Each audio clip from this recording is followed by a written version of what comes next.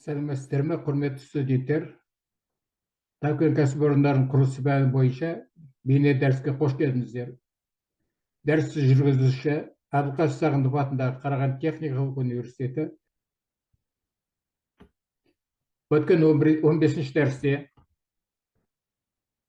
3-ші бөлімнің оқпандарды әбзалдырудың 3-ші тақырыпшасын оқпан албары мен түспесін кесуді қарастырдық.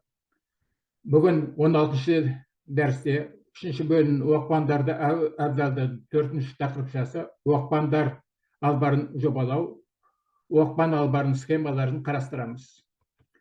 Оқпан албарын жобалау, яғни оқпан албарын схемалары. Оқпан албары локомотив құрамдарын қабылдауға, жөнелтуге, сұрыптауға және қалыптастыруға, тұрақты жабдықты машиналарды, материалдарды, құрал саймандармен керек қажетті орналастыруға, шахтаның жоғарғы шаруашылығына қызмет көрсетуге және оқпандарды бас тасымалдық және желдеткіш қазбалармен қосуға арналған бойлы қазбалар және камералардың жиынтығы болып саналады.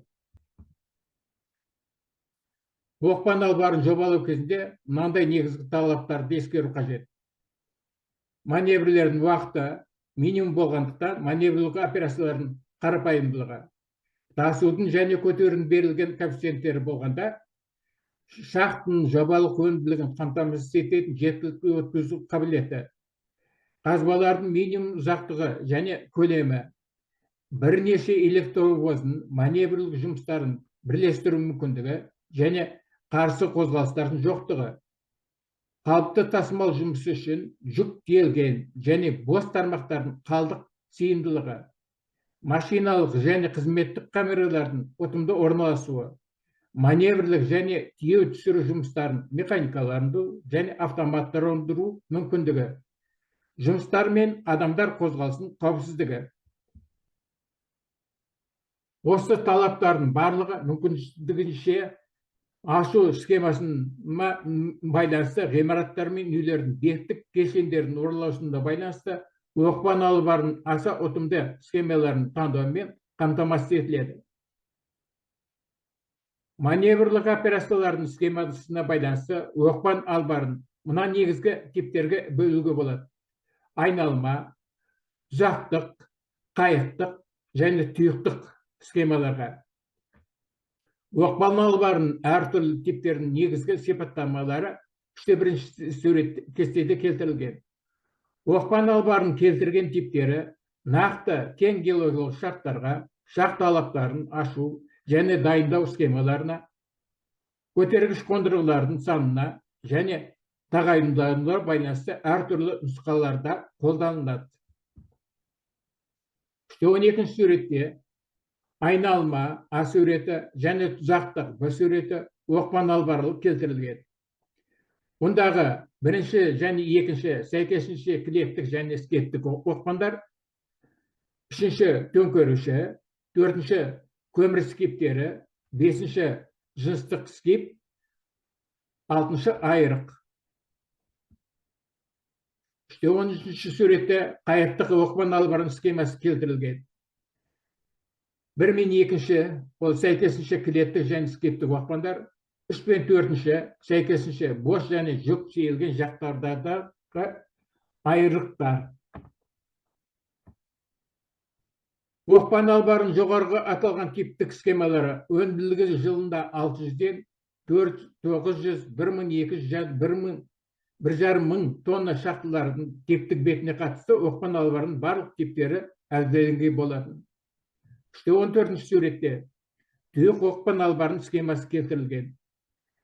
Бұндағы 1-ші, 2-ші сандар сәйкесінше скиптік және скелеттік оқпандар, 3-ші сан тұйық оқпан албары болып есептелінеді.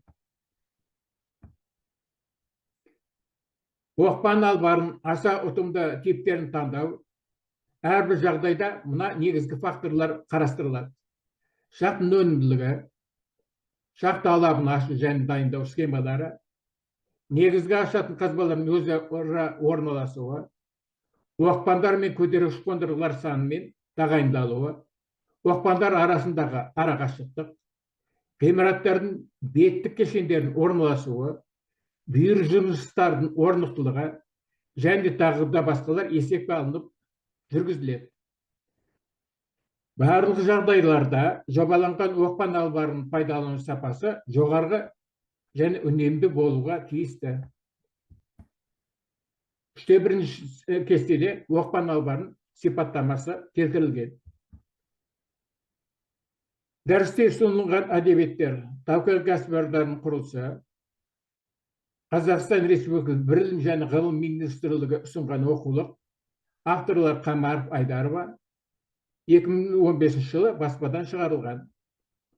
Жер асты кен жұмыстарын дайындау қазбаларын жүргізу технологиясы, Қазақстан Республикасы оқу ағарту министрлігі ұсынған оқулық, авторлар Қамаров, Гемен, Әбеу, Қарағанды техникалық университетінің баспасынан шығарылған 2025 жыл. Сондай-ақ тау-кен кәсіпорынының құрылысы пәні бойынша курстық жобаны орындауға арналған әдістемелік нұсқаулар, автор Қамаров, Қарағанды баспасынан 2021 жылы шығарылған.